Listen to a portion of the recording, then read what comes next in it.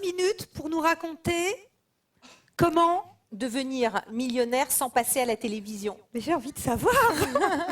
Allez, nous t'écoutons. Déjà, merci. Je voudrais remercier Ève qui accompagne des coachs d'entrepreneurs depuis des années pour travailler l'impact sur la communication. Parce que vous nous voyez là, on est quand même des entrepreneurs, on n'est pas des showman et des showwomen. Et pour autant, dans notre métier, souvent, on est obligé d'être des showwomen ou des showman pour vendre à des investisseurs, pour convaincre nos banquiers, etc. Récemment, je viens de négocier un crédit à 110%. Je pense que ça faisait 5 ans que ma banque n'avait pas donné de crédit à 110%. Ceci dit, la technique, elle est dans le livre, nous sommes tous des vendeurs. Mais merci en tout cas à Ève de nous faire travailler comme ça notre impact et notre savoir-faire en termes de communication.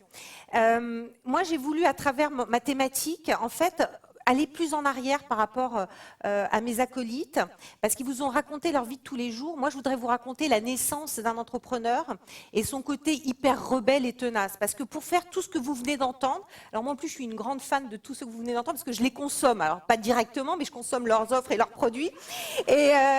Et ils sont absolument extraordinaires. Je vous conseille d'aller voir parce que chacune des offres que vous avez entendues, en dehors des hommes et des femmes que vous avez entendues, est extraordinaire. Alors les chouettes, j'en parle pas, Xambox et tout le reste. Bon.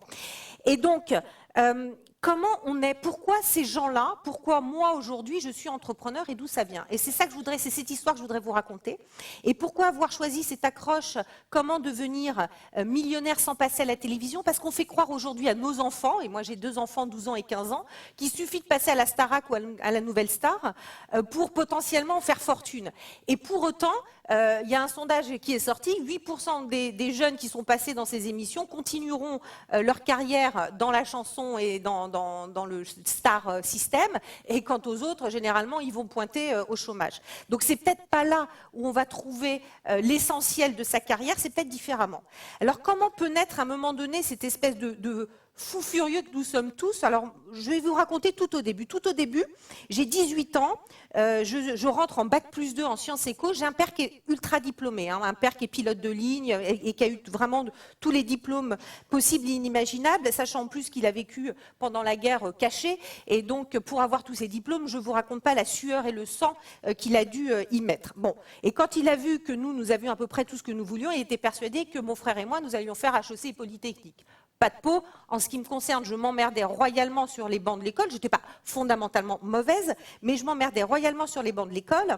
Et lui, nous agressant toute la journée en me disant « Bon, pourquoi tu ne me ramènes pas un 18, un 20 et pourquoi tu n'as pas passé HEC et Polytechnique ?» J'en ai eu marre. À 20 ans, j'ai dit « Papa, je pars, je fais fortune. » Elle est folle, ma fille, je pars. Mais une fille ne quittera pas la maison tant qu'elle n'est pas mariée. Je lui dis « Pas de peau, parce que moi, demain, c'est décidé, je pars. » Et à ce moment-là, au même moment, je lis sur la Société Générale une annonce qui indique « Nous recrutons ».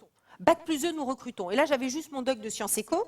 Et je me dis, punaise, il y a des gens qui peuvent chercher des Bac+2 en sciences éco. Très bien, j'y vais, je me présente. Je me présente à la Société Générale, une belle salle remplie comme aujourd'hui, un paperboard, une personne qui vous présente exactement le job que vous allez faire si vous réussissez les différents examens que vous allez passer. Et là, elle remplit du board jusqu'en bas. Et elle avait même plus la place pour mettre le job que j'allais éventuellement avoir tout au bout du paperboard, parce qu'elle avait rempli tout le système hiérarchique de la Société Générale. Et là, je me dis, est-ce que vraiment j'ai envie d'être le petit truc tout en bas de la Société Générale? Ça ne me branche pas.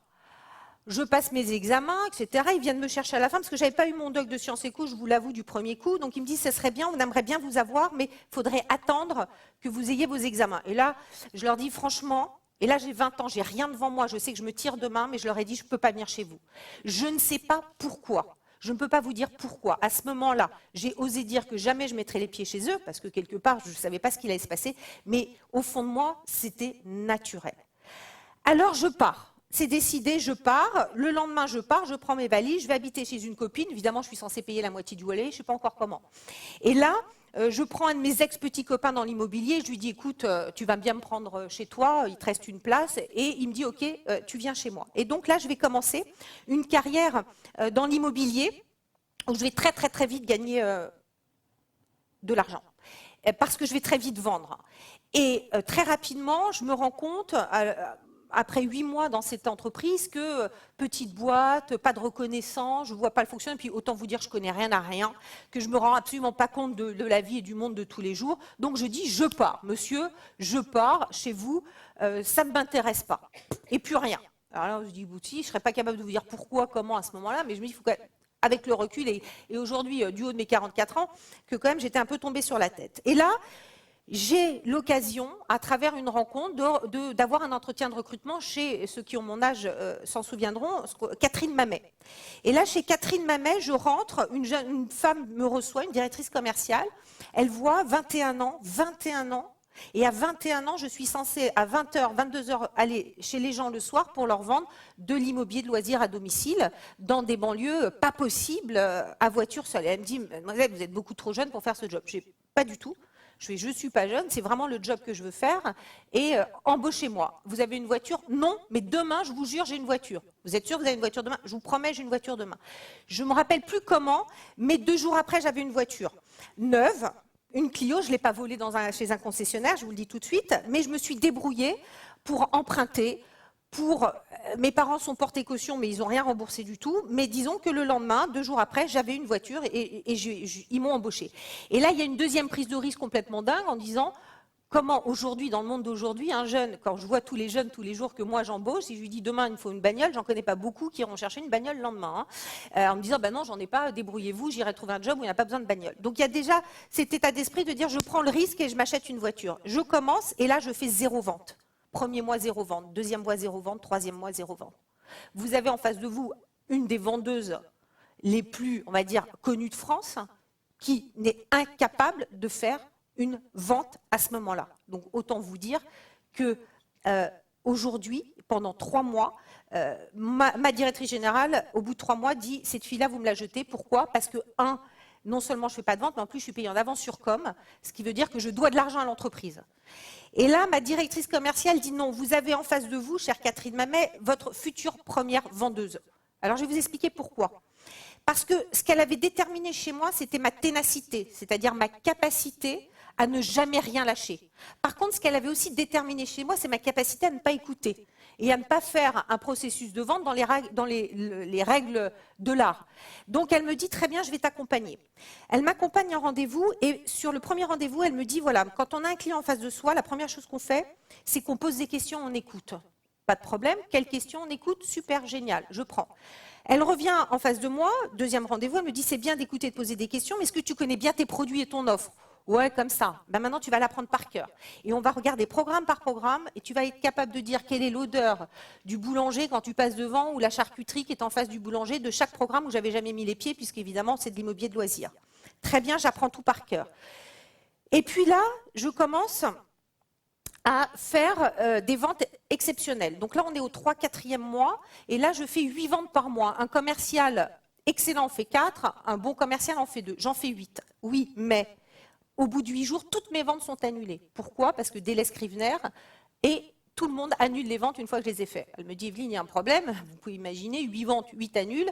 Donc, elle retourne avec moi, elle me dit, écoute, Evelyne, c'est bien de vendre, mais ce qui serait bien quand tu vends, c'est que tu ne te tires pas avec le chèque, que tu restes avec ton client. Et c'est ce qu'on appelle la phase de confortation, parce que ton client, une fois que tu es parti, il appelle son fils, son banquier, etc. Il lui dit, t'as pas acheté un peu vite, là? Tu ne crois pas que tu t'es un peu excité?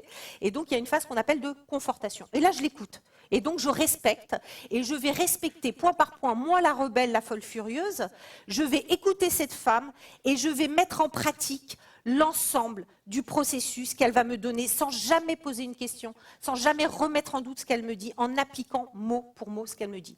Et donc là, on est au mois de janvier, et donc 4 mois après mon entrée, et à partir de ce moment-là, je vais être au taquet et je vais être la première vendeuse du groupe sur 180 vendeurs dès la première année. Et au bout de cette première année-là, on me regarde comme étant évidemment hyper jeune, une femme qui n'avait jamais été première. On a vu des premiers vendeurs, mais jamais de première vendeuse. Et donc à la fin de l'année, je gagne une BMW cabriolet. Alors, donné par Jean-Luc Delarue à l'époque, au pavillon Doyen, feu d'artifice au pavillon Doyen, la totale. Vous savez, dans ces années-là, on récompensait vraiment les bons vendeurs. Vous imaginez le plaisir et la joie qu'on peut avoir à ce moment-là. On a atteint le summum du summum, c'est exceptionnel. La deuxième fois où j'ai eu la même sensation, c'est en gagnant le prix BFM Academy aux côtés d'Eve. C'est là où d'ailleurs j'ai fait la connaissance d'Eve. Ça a été mon deuxième grand feu d'artifice. Et donc, à ce moment-là, si vous voulez, à ce moment-là, je me dis la chose suivante. Je me dis, c'est bien d'être la première. Il y a 180 personnes qui sont derrière moi. Il y en a 10 qui aimeraient être à ma place. Les autres savent qu'ils ne le seront jamais. Mais il y en a 10 qui aimeraient être à ma place. Et je peux vous dire qu'en année 2, vous n'êtes pas 2 fois un premier. Et comment c'est possible pour un sportif, même vous prenez un sportif de haut niveau, d'accepter quand il a une médaille d'or, d'avoir après une médaille d'argent, une médaille de bronze? Je ne sais pas comment ils font pour renouveler Manoudou qui fait 10 ans de carrière. Je ne sais pas comment ils font. Mais moi, ça m'a semblé impossible à ce moment-là. Donc j'ai dit, j'ai un challenge, j'ai 22 ans, il faut que j'ai un poste de directeur commercial. Jusque-là, ça vous paraît normal. Dans 22 ans, c'est l'âge classique pour demander ce genre de choses. Et là, je vais voir Catherine Mamet, qui est déjà à mon N+2, N+3, et je dis à Catherine Mamet, écoutez Catherine, je pense qu'il est temps maintenant qu'on envisage ensemble mon ascension dans l'entreprise. Vous avez vu que j'étais une fille assez impliquée, plutôt avec des grandes envies, etc. Donc il y a sûrement un poste qui sera disponible. Elle me regarde, et en fait, je pense qu'elle a vu en moi quelque chose qui devait lui ressembler, parce qu'elle avait quand même une carrière un peu particulière. Et 3 mois après, elle me propose un poste de directeur commercial, puisqu'elle venait racheter un groupe hôtelier, et je passe à 22 ans directrice commerciale. Alors autant de vous dire qu'entre 22 et 30 ans, j'ai passé ma vie à me vieillir. Alors, depuis 10 ans, je passe ma vie à me rajeunir, mais j'ai passé 10 ans de ma vie, en fait, à me vieillir, parce que personne ne pouvait imaginer, en plus c'était des superbes hôtels de luxe, je travaillais avec du Castro, personne jamais n'avait imaginé mon âge. Et donc, vers l'âge, il me reste 5 minutes pour raconter la fin de ma life. Donc, vers l'âge de 30 ans, donc il s'est passé 8 ans, j'ai un super job chez Vivendi, tout fonctionne bien, tout le monde me connaît. Au plus haut niveau, ils savent que c'est la directrice en or massif qui ramène plein de pognon. Mais vous savez, dans les années 2000, toute cette bulle qui est en fait Vivendi, puisqu'en fait j'intègre le groupe Vivendi en faisant tout ça, explose. Et là, je décide, je savais qu'il fallait partir pour une raison X, Y, je ne vais pas rentrer dans le détail, mais à ce moment-là, tout s'arrête. Et là, je me dis, je vais me mettre sur le marché du travail. Et je vais envoyer mon CV. Au bout de 3 semaines, je me suis rendu compte qu'il était totalement impossible pour une entreprise normalement constituée de m'embaucher. Pourquoi? Bon, ok, j'ai 30 ans, ça reste encore assez jeune.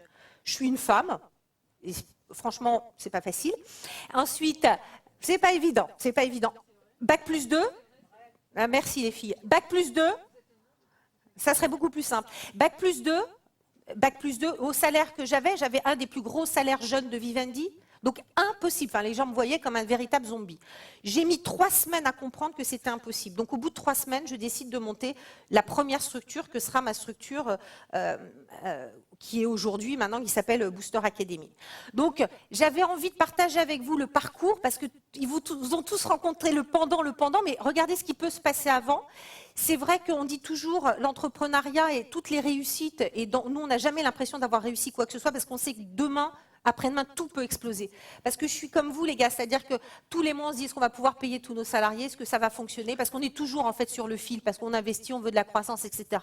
Donc tous les gens que vous avez vus aujourd'hui en face de vous, c'est des gens qui pensent jamais n'avoir réussi. Même peut-être si dans vos yeux vous vous dites j'aimerais bien être à leur place, chacun pense toujours que le chemin peut s'arrêter du jour au lendemain.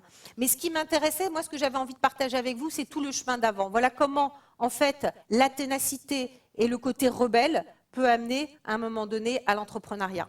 Merci pour votre attention.